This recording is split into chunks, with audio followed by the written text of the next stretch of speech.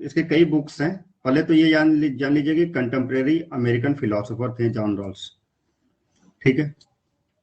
इनकी जो famous book है जो थियरी से जुड़ी हुई है वो है अ थियरी ऑफ जस्टिस, 1971 में पब्लिश हुई थी। और इसमें इन्होंने आर्गुमेंट किया कि good society is characterize by a number of virtue. समाज जो आदर्श समाज है, अच्छा समाज है, उसका जो मुख्य जो है वर्च्यू, उसके सद्गुण है, ठीक है। और उन सद्गुणों में the justice is the first virtue of a good society. आदर्श समाज के जो इतने भी सद्गुण हैं, बेसिकली चार बात करते हैं। चार में से पहला जो जस्टिस है सद्गुण, first virtue of a good society. In other word, justice is necessary. Justice जो है, न्याय जो है आवश्यक है, लेकिन it is a but not a sufficient condition of a good society. अच्छे समाज के लिए पर्याप्त नहीं है, उसकी पर्याप्त की शर्त नहीं है, लेकिन आवश्यक है। क्लियर हुआ यहां तक बात मेरी? Yes sir, yes sir. ठीक है, देन इसको छोड़ दो, बहुत ज्यादा इस पर डिफरेंट। हाँ, दो तीन चीजें बात करता हूं। जॉन रॉल्स की जो थियरी ऑफ जस्टिस थी वो प्रॉब्लम ऑफ डिस्ट्रीब्यूशन, न्याय से की जो वितरण की समस्या को लेकर के बात करती है कि जो है वितरण कैसे हम न्यायोचित बना सके। तो जो पूरी की पूरी प्रक्रिया है न्याय की, वो वितरण न्याय पर आधारित प्योर प्रोसीजरल जस्टिस पे बेस्ड है। क्लियर हुआ? की पॉइंट्स बता रहा हूं। Yes sir, yes sir. John Rawls जो है प्योर प्रोसीजरल जस्टिस की बात करते हुए वो सब्सटेंटिव जस्टिस, जो सोशल जस्टिस है, उसको प्रोसीजरल जस्टिस के साथ मिला करके समाज में न्याय दिलाते समय पूरी की पूरी प्रक्रिया को न्यायोचित, प्योर, शुद्ध बनाने का काम करते हैं। ये कंपलसेट जस्टिस पे बेस्ड है, लेकिन पूरी की पूरी प्रक्रिया जो हो वह वितरण की न्याय को बनाते समय जो है प्योर प्रोसीजरल जस्टिस पे आधारित होनी चाहिए। और यही अपने न्याय के सिद्धांत को मानते हैं कि उनका न्याय का सिद्धांत जो है प्योर प्रोसीजरल जस्टिस है। क्लियर हुआ? Yes sir.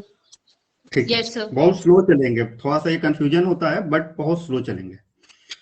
According to Rawls, the problem of justice consists in ensuring a just distribution of primary goods.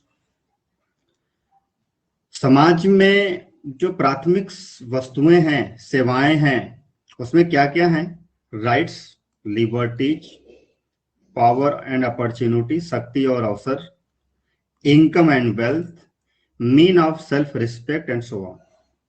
ये सभी के सभी प्राइमरी गुड्स हैं। इनकी जो डिस्ट्रीब्यूशन का प्रोसेस है वो जस्ट हो, न्यायोचित हो, न्याय पर आधारित हो, प्योर प्रोसीजरल बेस्ड। क्लियर हुआ? Yes sir, yes sir. और जब ये अपने जो न्याय का जो सिद्धांत रॉल्स ने जब दिया प्योर प्रोसीजरल जस्टिस पे बेस्ड, तो उन्होंने अपने पूर्ववर्ती जो आपके जस्टिस के प्रिंसिपल्स जो थे उसको क्रिटिक करने का काम किया, खासकर यूटिलिटेरियनिज्म जो है उपयोगितावाद का सिद्धांत, जिसको जर्मी बेंथम ने दिया था। जर्मी बेंथम का जो चीफ प्रिंसिपल है वो greatest number of the greatest happiness की बात करता है। समझ गए? अधिकतम लोगों का अधिकतम सुख की बात करता है। और जब अधिकतम लोगों के अधिकतम सुख की बात, ये क्रिटिक्स है ना, एरिक्सन की थ्योरी की बात करते हैं और क्रिटिक करते हैं उपयोगितावाद के सिद्धांत, greatest number of the greatest happiness. ये आरोप लगाते हैं कि जो greatest numbers of greatest happiness की बात ये करते हैं, तो ये जो मिनॉरिटीज क्लास है, जो अल्पसंख्यक, जो जिनकी राय, ओपिनियन जो है बहुमत से डिफर होती है, ये व्यक्ति को मोरल बीइंग जो है व्यक्ति, उसको एक अकेला छोड़ने का कार्य करता है। समझ गए? कहीं ना कहीं राज्य के द्वारा व्यक्ति की इच्छाओं पर को कंट्रोल करने का काम करता है उपयोगितावादी सिद्धांत। तो इस पूरे के पूरे सिद्धांत को उन्होंने क्रिटिक किया। क्लियर हुआ?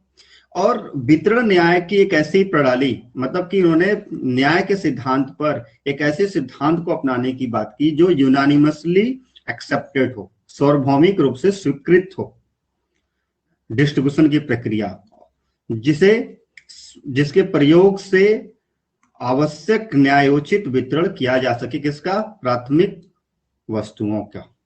क्लियर हुआ? Yes, sir. Yes, sir. Yes. Any doubt? Yes, sir. नहीं। चलिए, देन एक मिनट ना सर रिपीट कीजिए तो एक बार। सिंपल सी बात मैंने बताया हूं कि जो है जॉन रॉल्स, उन्होंने एक ऐसे सार्वभौमिक सिद्धांत की बात की, मतलब कि एक ऐसे न्याय के सिद्धांत की बात की जो सार्वभौमिक रूप से स्वीकृत हो, एक्सेप्टेबल हो, समझ गए? एक्सेप्टेबल हो, जिसमें वितरण का जो परिणाम हो कि अपना, मतलब वस्तुओं सेवाओं की, जो प्राथमिक वस्तुओं की जो वितरण की ऐसी प्रणाली को अपनाने की बात की जो सार्वभौमिक रूप से स्वीकृत हो। ठीक है, समझ गए? Yes sir. अर्थात न्याय के जस्टिस एज ए फेयरनेस की बात करता है। न्याय की प्रक्रिया पूरी की पूरी प्योर प्रोसीजरल, जस्टिसिएबल हो, किसी भी ग्राउंड पे कहीं से भी इनजस्टिसिएबल सो प्राइमा फेसिया न हो, मतलब प्रथम दृष्टया में ही वो इनजस्टिसिएबल वितरण दिखाई न पड़े। जैसे आज हम बात करते हैं कि जो है हमारे साथ भेदभाव हुआ है, तो वो महसूस न हो किसी भी व्यक्ति को। समझ गए? आगे बढ़े? Yes, sir. Yes, sir. ठीक है, Yes, चलिए। sir. देन रॉल्स न्याय के सिद्धांत को बताने के लिए एक यूनिक मेथोडोलॉजी को डेवलप किया था, विकसित किया, जिसमें यूनानिमसली सर्वसम्मति से प्रोसीजरल जस्टिस को अपनाने की बात की, वितरण के न्याय को। और उसका आधार उन्होंने किसको बनाया? ट्रेडिशनली सोशल कॉन्ट्रैक्ट थियरी, जो जॉन लॉक की थियरी थी। समझ गए? अर्थात व्यक्ति के बीच में समझौता, कॉन्ट्रैक्ट। क्लियर हुआ? Social contract. तो न्याय का सिद्धांत Yes, समाज yes, sir. को बताने के लिए उन्होंने जो ट्रेडिशनली सोशल कॉन्ट्रैक्ट की थियरी को अपनाया, जॉन लॉक के। और उन्होंने व्यक्ति को जो सोशल कॉन्ट्रैक्ट कर रहा है, समझ गए? तो जिस कंडीशन में वो सोशल कॉन्ट्रैक्ट कर रहा है, उस कंडीशन को ओरिजिनल पोजीशन कहा जाता है, मूल स्थिति उसको कहते हैं ओरिजिनल का, जो एक मिनट में, मूल स्थिति, जिसमें उचित, मतलब एक काल्पनिक स्थिति जो है, एक काल्पनिक हाइपोथेटिकल पोजीशन है, लेकिन ये ऐसी पोजीशन है जहां पे व्यक्ति जो है दूसरे व्यक्ति के साथ कॉन्ट्रैक्ट करने के लिए तैयार है। क्लियर हुआ? Yes, Yes, sir. sir. Yes, sir. ठीक। Abstracting the individual from their particular social और economical circumstances, ये विशेष सामाजिक और आर्थिक स्थितियों में व्यक्ति जो है एक अपनी मूल स्थिति में है, एक पोजीशन में है जहां पर वो व्यक्ति कैसा है? These individuals are symbolically placed behind a veil of ignorance. अज्ञानता के ये वेल का मतलब होता है पर्दा, और इग्नोरेंस मतलब अज्ञानता। व्यक्ति की स्थिति क्या है?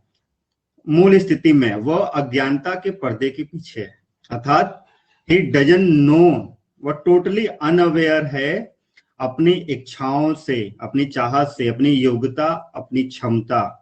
समझ गए? As well as of the condition which lead the discrimination and complete in the society. इसको क्लियर कर देता हूं मैं कि व्यक्ति के बीच में समझौता हो रहा है, तो जो समझौते की जो पोजीशन होती है, वो उस पोजीशन को हम मूल स्थिति कहते हैं, ओरिजिनल पोजीशन कर रहे हैं, जहां पे व्यक्ति जो है आपस में मिलकर के सामाजिक रूप से एक समझौता कर रहा है।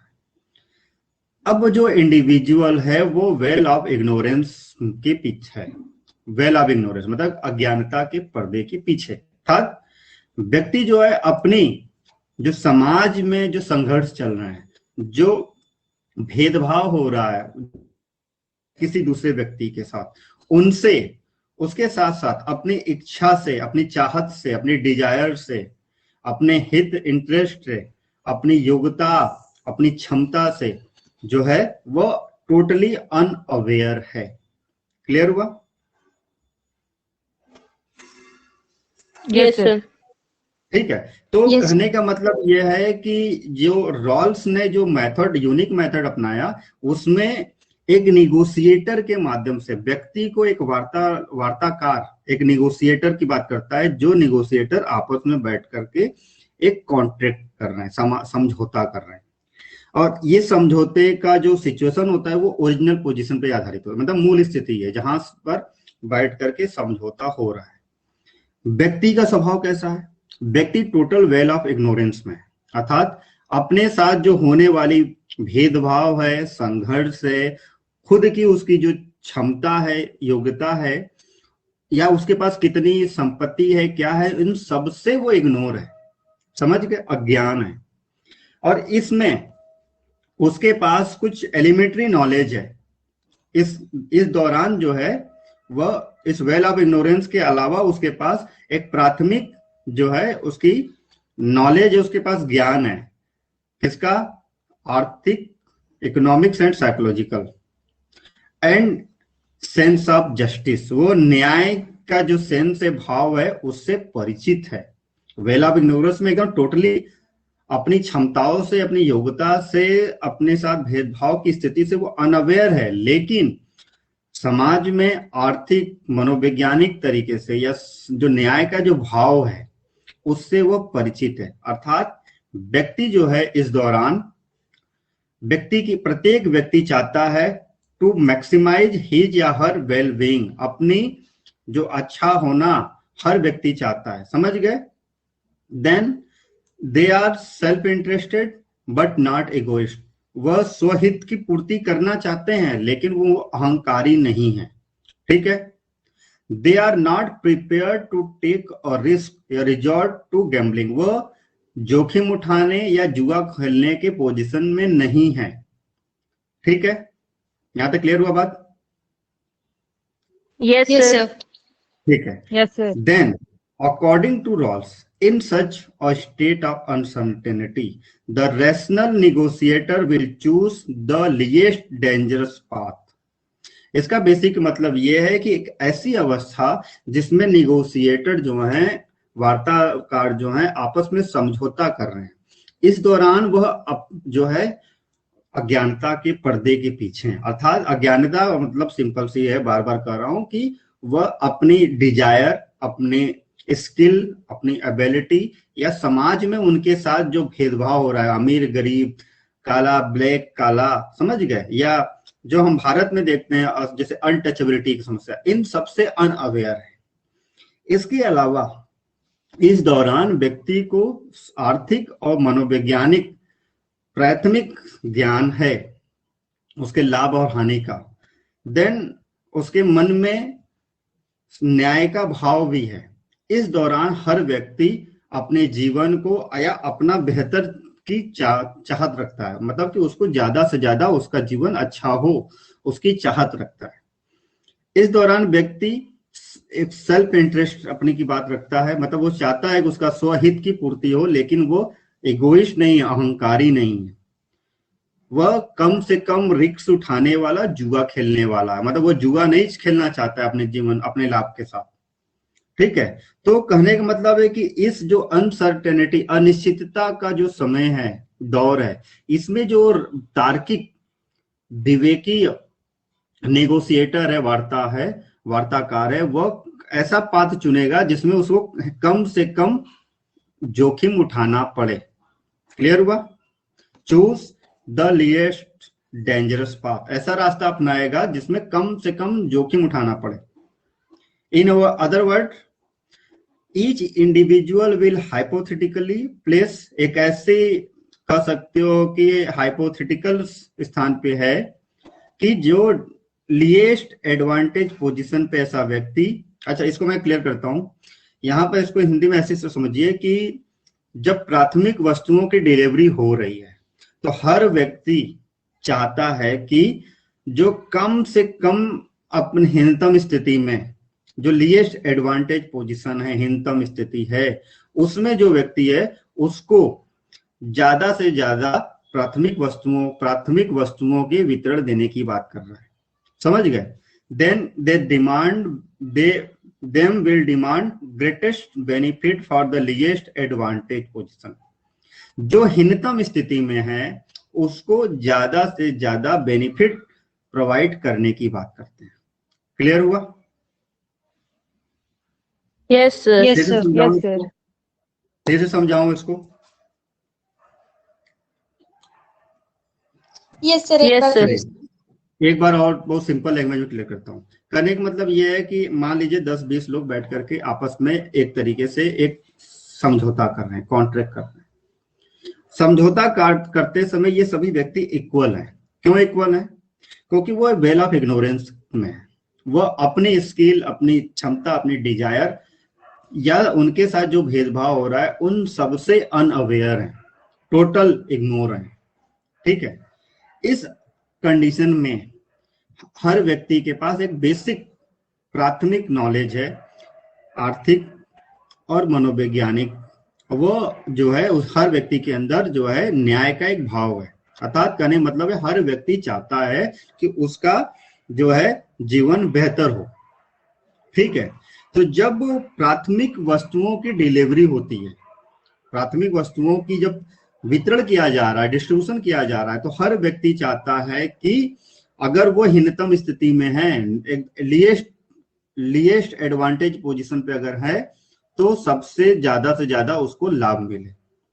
तो हर व्यक्ति नेगोशिएटर जो है वो परिकल्पना करता है कि जो सबसे हीनतम स्थिति में है सबसे ज्यादा उसको बेनिफिट मिल सके, तभी समाज में न्याय होगा। क्यों? क्योंकि हर व्यक्ति, कोई भी व्यक्ति जो है वो इक्वल है। कोई भी व्यक्ति लीस्ट पोजीशन पे जा सकता है, समझ गए। कोई ऐसा नहीं है कि 10 लोग हैं, 10 में से कोई एक ही जा सकता है। हो सकता है उस एक में कोई भी व्यक्ति हो सकता है। तो सब में सेंस ऑफ जस्टिस है। तो हर व्यक्ति के मन में एक भाव होता है कि जो भी व्यक्ति हीनतम स्थिति में है उसको ज्यादा लाभ मिल सके, ताकि इक्वालिटी मेंटेन हो पाए। क्लियर हुआ यहां तक बात? Yes, sir. Yes Yes, sir. Yes चलिए। सर। मैं बहुत कोशिश करता हूं ताकि रोल्स एकदम माइंड में अच्छे से बैठ जाए। देन अब हम आते हैं कि प्रिंसिपल ऑफ डिस्ट्रीब्यूशन की। तो जैसा कि मैंने कहा कि हाइपोथेटिकल निगोशिएशन हो रही है, एक काल्पनिक वार्तालाप हो रहा है, और इसमें 3 प्रिंसिपल ऑफ जस्टिस की बात रॉल्स ने कही। Number 1, principle of equal liberty, समान स्वतंत्रता का सिद्धांत। ठीक है, समान स्वतंत्रता मतलब equal right to political participation, freedom of expression, religious liberty, equality before law, etcetera. तो पहले 1 बाय 1 कर लेते हैं, उसके बाद आते हैं। सेकेंड है आपका principle of fair equality of opportunity का, समझ गए। दूसरा क्या है कि सामाजिक और आर्थिक असमानताओं जो हैं, जो है कह सकते हो कि समान अवसर देना, समझ गए। इसको तो पढ़ा चुका हूं, डिटेल में नहीं जा रहा हूं इसलिए। Yes, sir. Differences Yes, sir. विभेदीकरण की नीति which imply that any departure from equal distribution of primary goods can be justified only when it could be proved to bring greatest benefit to least position। कहने का simple से ये मतलब है कि ये 3 जो प्रिंसिपल्स हैं, फर्स्ट, सेकेंड, थर्ड, तो इन 2 को इंप्लीमेंट करने से पहले एक ऐसी क्राइटेरिया बात करता है कि सबसे पहले हर व्यक्ति को समान स्वतंत्रता मिलनी चाहिए। ठीक है, इक्वल लिबर्टी की पहुंच सभी को हो। देन सभी को समान अवसर हो, समानता जो हो, मतलब अवसर की समानता की बात करते हैं, जहां व्यक्ति जो है particularly for acquiring offices and position, समझ गए, सभी जो है एक समान अपॉर्चुनिटी हो ताकि वो अपना ओवरऑल डेवलपमेंट कर सके। और उसके बाद जो है फिर डिफरेंशिएट पोजीशन अपनाने की बात करता है। अर्थात जब इक्वल डिस्ट्रीब्यूशन की बात आती है प्राइमरी गुड्स की, तो ये जस्टिस तभी होगा जब जो है ग्रेटेस्ट बेनिफिट मिल सके, किसको, लीस्ट एडवांटेज पोजीशन पे जो व्यक्ति है उसको ज्यादा लाभ मिल पाए। ठीक है, आगे बढ़े। Yes, sir. ठीक है। In other word, special reward of extraordinary ability and effort to any individual can be treated as just only if it's result in greatest benefit to the least privilege. Simple सा मतलब यह है कि जब हम न्याय का वितरण कर रहे हैं, तो न्याय का वितरण करते समय, प्राइमरी वस्तुओं का वितरण करते समय जो न्यूनतम पोजीशन पे जो व्यक्ति है, जब तक उसको ज्यादा बेनिफिट नहीं होगा, न्याय जो होगा, पूरी की न्याय प्रणाली न्यायोचित नहीं हो पाएगी, व्यक्ति का सर्वांगीण विकास नहीं होगा, समाज में टोटल विकास नहीं हो पाएगा, न्याय नहीं हो पाएगा। समझ गए? तो इन जो तीन प्रिंसिपल थे, इन तीनों प्रिंसिपल में रॉल्स बताता है कि जो पहला प्रिंसिपल, इन दो को इंप्लीमेंट करने से पहले सबसे पहले हमें फर्स्ट को इंप्लीमेंट करना पड़ेगा।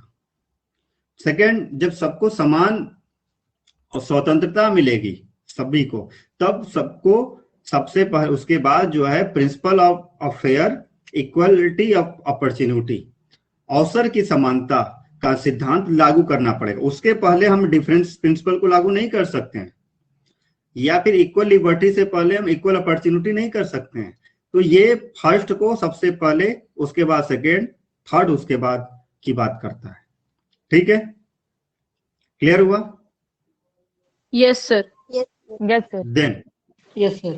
Then when these conditions have fulfilled, the criteria of efficiency can be justly applied in competitive economy। कहने का मतलब है, जो ये एक तो उदारवादी विचारक हैं, तो उदारवादी विचारक जितने भी हैं वो फ्री मार्केट की बात करते हैं, लेजर फेयर की पॉलिसी अपनाने की बात करते हैं, मुक्त बाजार व्यवस्था। तो इस मुक्त बाजार व्यवस्था में खुली कंपटीशन हो रहा है। समझ गए? तो इस कंपटीशन में पार्टिसिपेशन हम सभी को दे सकते हैं जब हर व्यक्ति के पास इक्वल लिबर्टी होगी, इक्वल अपॉर्चुनिटी होगा, और जो न्यूनतम पोजीशन पे जो व्यक्ति है उसको ज्यादा बेनिफिट होगा। जब ये तीनों क्राइटेरिया हो जाएगा इंप्लीमेंट, तभी हम कॉम्पिटिटिव मार्केट सिस्टम को बढ़ावा दे सकते हैं। ठीक है, क्लियर हुआ? Yes, sir. Yes, sir. In Yes, sir. other words, the rule of allocation to each according to his ability can be applied only if higher efficiency of concerned individual result in ameliorating the condition of least privilege। मतलब कि कह सकते हो कि हर व्यक्ति को अपनी योग्यता के अनुसार उसको इक्वल लिबर्टी, इक्वल अपॉर्चुनिटी मिले, और उसके साथ साथ जो सबसे न्यूनतम स्थिति में है, जब उसको ग्रेटेस्ट बेनिफिट होगा, तभी समाज में एक न्याय होगा, अर्थात सामाजिक न्याय की स्थापना हो पाएगी। देन लास्ट पे आते हैं। लास्ट में ये आता है कि इन्होंने समाज को एक चेन सिस्टम के रूप में कन्वर्ट किया। ठीक है, जैसे ये चेन है ना, इनका मानना था कि ये चेन में कहीं से भी कोई पोजीशन अगर वीक हुआ तो पूरी की पूरी चेन जो होगा, चेन प्रणाली ब्रेक हो जाएगी। समझ गया? अर्थात ये जो कॉम्पिटिटिव बाजार है, अगर इसको आप मजबूत बनाना चाहते हो तो समाज चैन की तरह समाज की हर कड़ी को आपको मजबूती से पकड़े रखना पड़ेगा। अदरवाइज चैन ब्रेक हुआ तो क्या होगा? इनइक्वालिटी जाएगी, समाज में क्रांति आ सकती है। समझ गए? तो पूरी चैन सिस्टम को मेंटेन करने के लिए उन्होंने 3 प्रिंसिपल को अपनाने की बात की और कहा कि जो न्यूनतम स्थिति में जो व्यक्ति है, जो वर्ग है, उसको ज्यादा से ज्यादा लाभ देने की। यही पूरा का पूरा रॉल्स की थियरी ऑफ जस्टिस है।